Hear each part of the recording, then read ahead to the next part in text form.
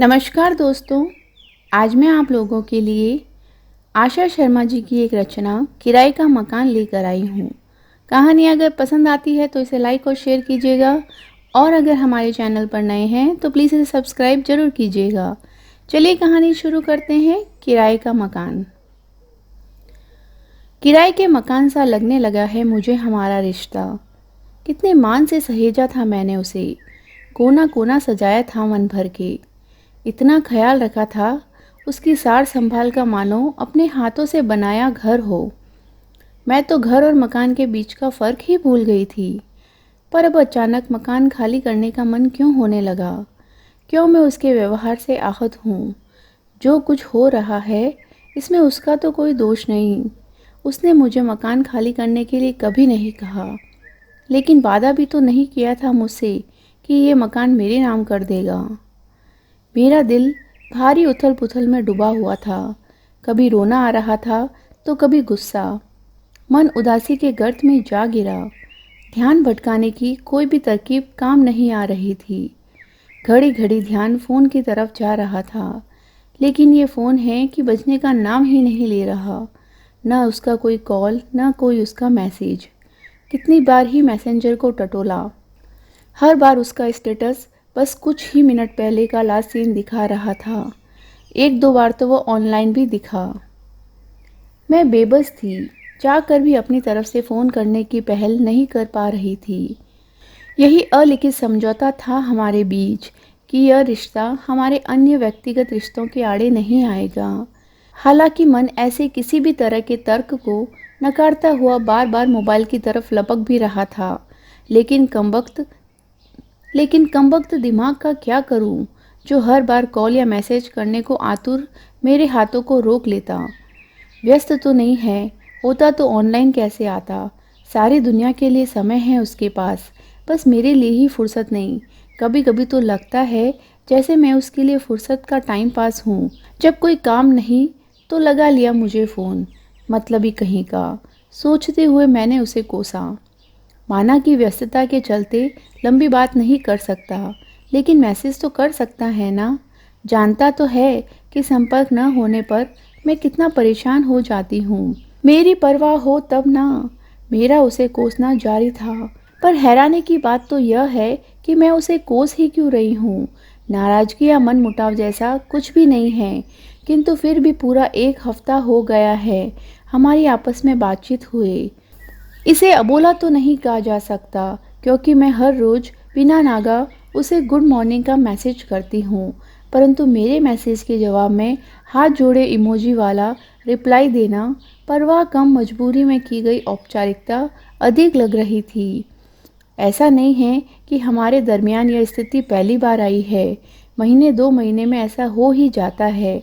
ऐसा तब होता है जब वह अपने दोस्तों के साथ आउटिंग का प्रोग्राम बनाता है, और जब भी ऐसा होता है मैं उखड़ जाती हूँ। वे कुछ दिन मेरे लिए बहुत कष्टदायी होते हैं। जी जलता है, मन कुड़ता है, कहीं राहत नहीं मिलती तो बैठकर उसे कोस लेती हूँ। लेकिन अब लग रहा है जैसे नाहक ही उसे कोस रही हूँ। उसकी तो कोई गलती है ही नहीं, सारा दोष तो मेरा ही है। ये सारी परिस्थितियाँ तो पहले भी मेरे सामने स्पष्ट ही थी। उसने कभी दावा नहीं किया था कि मेरे प्यार की खातिर वो दुनिया छोड़ देगा। मैंने ही पूरे होशो हवास में यह दर्द मोल ले लिया। मुझे लगता है कि दुनिया में तमाम दुखों, परेशानियों और मुसीबतों की जड़ यह मन नामक काल्पनिक ऑर्गन ही है। यह शरीर का तो वह अदृश्य हिस्सा है जो बेशक दिखाई नहीं देता, किंतु हमारी दिनचर्या को पूरी तरह से प्रभावित करता है। शरीर की हर गतिविधि इसी के नियंत्रण में रहती है, और हमारे हर क्रियाकलाप पर इसके मूड का असर साफ नज़र आता है। मैं और वो काम के सिलसिले में पास आए थे, और ये जानते हुए भी कि मेरे अलावा भी उसकी बहुत सी महिला मित्र है, मैंने उसे सहजता से स्वीकारा था। कुछ ही दिनों में हमारी नज़दीकियाँ अंतरंगता में बदल गई। हम नई पीढ़ी के प्रतिनिधि हैं।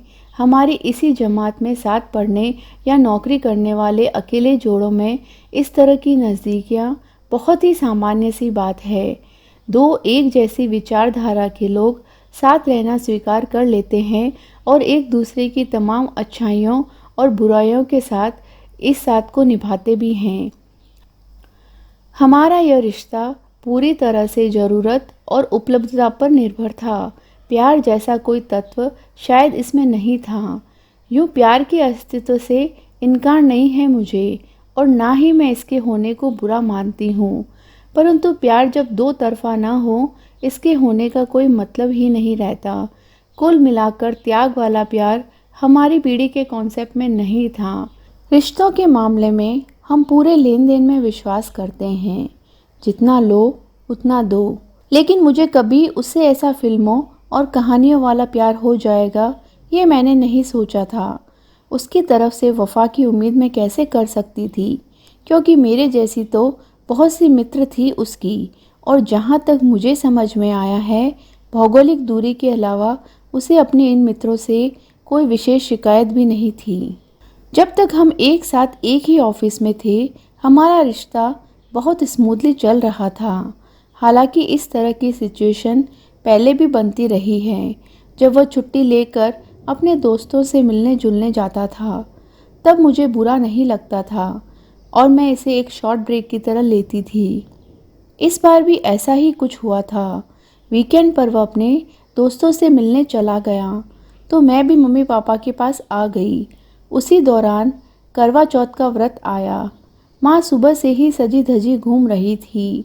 पापा भी ऑफिस से छुट्टी लेकर माँ के इर्द गिर्द मंडरा रहे थे। कभी सरगी तो कभी पूजा। घर में तरह तरह की रस्में हो रही थी। मेरे मन में भी प्रेम की हल्की सी तरंग उठी। मैंने उसे फ़ोन किया। फ़ोन उठाते ही वह झल्लाया। तुम्हें पता है ना कि मैं कहाँ हूँ, फ़ोन क्यों किया? उसने कहा, पर मुझे कुछ भी सुनाई नहीं दिया। तुम्हें पता है आज करवा चौथ का व्रत है? मैंने उत्साह के अतिरेक में उससे पूछा। होगा, हमें क्या? उसने लापरवाही से जवाब दिया। मेरा उत्साह थोड़ा बुझ सा गया, परंतु मैंने उस पर जाहिर नहीं होने दिया। मैं कुछ और कहती उससे पहले ही उसका ठहाका सुनाई दिया। वैलेंटाइन डे मनाने वाली हमारी पीढ़ी कब से इन ढकोसलों में भरोसा करने लगी? वैसे तुम किसके लिए ये व्रत कर रही हो? उसने मुझे दकियानुसी करार देने के साथ साथ मेरा उपहास भी उड़ाया। उसके अंतिम प्रश्न ने तो मन की बंजर जमीन पर गुलाबी कोपलों के उगने पर ही प्रश्न चिन्ह लगा दिया। मैंने फ़ोन काट दिया। हालांकि उस दिन मैंने व्रत नहीं रखा, लेकिन इन दिनों उसका अपने दोस्तों से मिलने जाना मुझे बेचैन करने लगा है, विशेषकर महिला मित्रों से। यहाँ से जाने के बाद मेरी तरफ उसकी उदासीनता मुझे अखरने लगी है। उसकी अपनी महिला मित्रों के साथ होने की कल्पना तक मुझे आहत करने लगी है।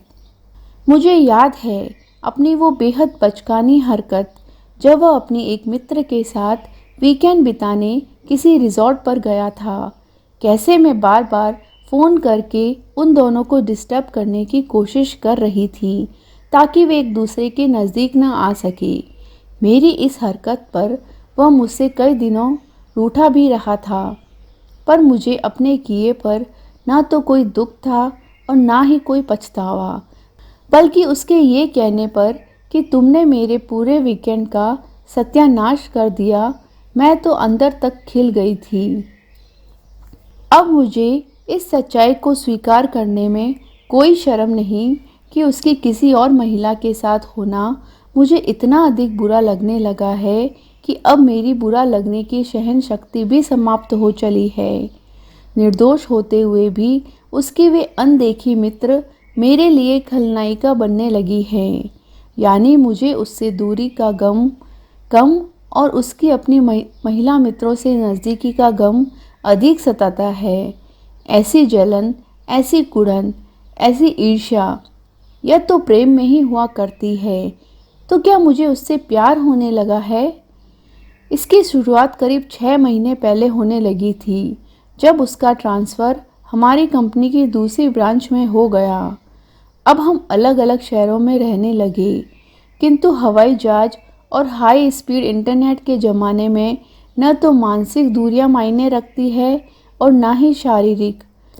हम हर समय संपर्क में रह सकते हैं और मन चाहे तो मात्र 1-2 घंटे का सफ़र करके मुलाकात भी कर सकते हैं। हम भी ऐसा ही कर रहे थे। हमारा रिश्ता भी बहुत अच्छे से निभ रहा था। जब भी उसके पास समय और मन होता, वह मुझसे संपर्क करता और हम मिल लेते थे। यहाँ मैंने कभी इस बात पर गौर नहीं किया कि जब मेरा मन उससे मिलने का होता, तब वह हर बार मेरे लिए उपलब्ध नहीं होता था। परंतु यह भी सच है कि जब हम साथ होते, तब हम सिर्फ दोनों साथ होते थे, एक दूसरे में पूरी तरह मग्न। हमारे बीच पैसा कभी नहीं आया, क्योंकि दोनों की जेब ही भरी हुआ करती थी। खाली थे तो केवल मन। उन्हीं मन को भरने के लिए हम प्रेम तलाश कर रहे थे। लेकिन प्रेम क्या इतना सहज उपलब्ध है? शायद नहीं। ये मुझे प्रेम होने के बाद महसूस हो रहा है। यदि मुझे उससे प्यार हुआ है, तो क्या उसे मुझसे प्रेम नहीं हुआ? एक सहज सा प्रश्न मेरे भीतर कौंधा। शायद नहीं ही हुआ, क्योंकि यदि हुआ होता तो उसके भीतर भी वही तड़प, वही छटपटाहट होती जो मेरे भीतर है। मैंने खुद ही अपने सवाल का जवाब भी दे दिया। किंतु पिछली बार जब हम मिले थे, तब कितना समर्पित लग रहा था वो मुझे एक पल को भी एहसास नहीं होने दिया कि मैं उसकी कोई नहीं। मेरा कितना ख्याल रखा था, कितना खुश भी था मेरे साथ। मैंने फिर से प्रश्न किया, पर उसका जवाब भी मेरे पास तैयार ही था। मेरे साथ खुश होने का मतलब ये भी तो नहीं कि वह अपनी अन्य मित्रों के साथ खुश नहीं है, या फिर मेरे लिए उन्हें छोड़ देगा। हो सकता है कि वह बाकी दोस्तों के साथ भी ऐसे ही प्रेमपूर्ण व्यवहार करता है जैसे मेरे साथ। और वैसे भी तब वो फ्री भी तो था ना। मैंने प्रश्न के मुंह पर प्रश्न ही दे मारा। लेकिन वो समय भी तो उसने खास मेरे लिए ही निकाला था ना। मैंने अपनी पैरवी की, किंतु मैं खुद भी महसूस कर रही थी कि मेरी यह दलील कितनी कमज़ोर है। वही तो मैंने कहा, वो फुर्सत में था और मैं उसके लिए फुर्सत का टाइम पास हूँ। सच्चाई उगलकर मैं अपने आप पर व्यंग से मुस्कुरा दी। आईना मेरे सामने था और मेरे प्रश्नों का उत्तर भी। अगर हमारा रिश्ता किराए के मकान जैसा ही है, तो मुझे भी उस किराए का मकान ही समझना चाहिए, क्योंकि मैं उसे अपना घर समझ रही हूँ। ठीक है कि हर एक की किस्मत में अपना घर नहीं होता, तो क्या हुआ? जब तक अपना निजी आवास न हो, तब तक रहो किराए के मकान में। किराए के मकान का ये बड़ा फ़ायदा मैं कैसे भूल रही हूँ। जब पसंद न आए, मकान मालिक से न बने या कोई अन्य बेहतर विकल्प मिल जाए, तो बदल लो किराए का मकान। मैंने अपनी आधुनिक सोच को बल दिया, बहुत सोचा और निर्णय भी ले लिया। आश्चर्य की बात है कि उसी पल में मैं खुद को बेहद हल्का महसूस करने लगी। इस मामले में हमारी पीढ़ी की दाद देनी होगी। हम किसी भी गम को दिल से लगाकर नहीं रखते, न निभे तो भी हम किसी मनमुटाव के साथ अलग नहीं होते, बल्कि हम तो ब्रेकअप को भी सेलिब्रेट करते हैं। कहने को तो हम बहुत कुछ कह देते हैं, परंतु ये सब इतना आसान होता है? नहीं, जिंदगी के यू टर्न बहुत मुश्किल होते हैं। किसी दूसरे को हिम्मत देना और वैसे ही हिम्मत खुद अपने लिए जुटाना, दोनों में ज़मीन आसमान का फ़र्क होता है। किसी रिश्ते का जुड़ना जितनी खुशी, आह्लाद और ऊर्जा देता है, उसका टूटना उतने ही निराशा, हताशा और अवसाद। लेकिन यह भी सच है कि हर दुख की एक एक्सपायरी डेट होती है और एक चरम भी। उसके बाद इसमें खुद ब खुद गिरावट आने लगती है। लेकिन उस चरम तक पहुंचने की प्रक्रिया भी तो कम कष्टदायक नहीं होती। कतरा कतरा खुद को ख़त्म करने जैसा ही तकलीफदेह होता है। किंतु अब मैं उस चरम को पाने के लिए प्रतिज्ञाबद्ध थी। इन दिनों उस पर न तो मुझे गुस्सा आ रहा था और ना ही नाराज़गी। अब मुझे उसके फ़ोन कॉल और मैसेज का इंतज़ार नहीं रहा। कभी करे तो ठीक और ना करे तो भी मुझे कोई शिकायत नहीं रहती। न ही उसे मैं फ़ोन कर रही थी और ना ही उसके न आने पर कोई उल्हाना दे रही थी। ठंडापन तो नहीं आया था हमारे बीच, लेकिन अब मैं झुलस भी नहीं रही थी। हमारा रिश्ता, जो कभी मुझे इस्पात के तार सा मजबूत लगा करता था, अब धागे सा कच्चा लगने लगा था। शायद मैंने अपने दुख की अधिकतम सीमा को छू लिया था। हमारे रिश्ते की नींव की इस कमजोरी का एहसास शायद उसे भी होने लगा था। सुनो, बहुत दिन हो गए तुमसे मिले, इस वीकेंड आ जाओ, एक दिन उसने आग्रह किया। मुझे खुद पर आश्चर्य हुआ, क्योंकि उसका प्रस्ताव सुनकर मैं खुशी से उछली नहीं। मैं नहीं आ पाऊंगी, मेरा मन नहीं है, मैंने स्पष्ट इनकार कर दिया। अब चौंकने की बारी उसकी थी। मन क्यों नहीं है? तबीयत तो ठीक है ना? अच्छा चलो, न तुम आओ न मैं, हम दोनों कहीं किसी तीसरी जगह चलते हैं। 2 दिन का मिनी हनीमून। उसने प्यार उड़ेला। किंतु पता नहीं क्यों मैं इतनी निष्ठुर बनी जा रही थी। उसके हर प्रलोभन को ठुकरा कर आत्मिक शांति महसूस कर रही थी। आखिर उसके सभी हथियार मैंने निरस्त कर दिए। कमाल की बात तो ये रही कि इतना सब होने के बाद भी मैं हताश या निराश नहीं थी। डिप्रेशन का तो मतलब ही नहीं था। शनिवार की सुबह, जब मैं पूरी तरह जगी भी नहीं थी, कि डोरबेल बजी। जैसा कि मुझे पहले से ही अंदाजा था, वही सामने खड़ा था। मैंने मुस्कुराकर गले लगाते हुए उसका स्वागत किया। वह खुश था। शायद उसे विश्वास था कि उसकी इस पहल से हमारे बीच जमी हुई बर्फ पिघल जाएगी। मैं कॉफ़ी बना लाई। हमने साथ साथ एक ही बिस्तर पर बैठकर कॉफ़ी पी।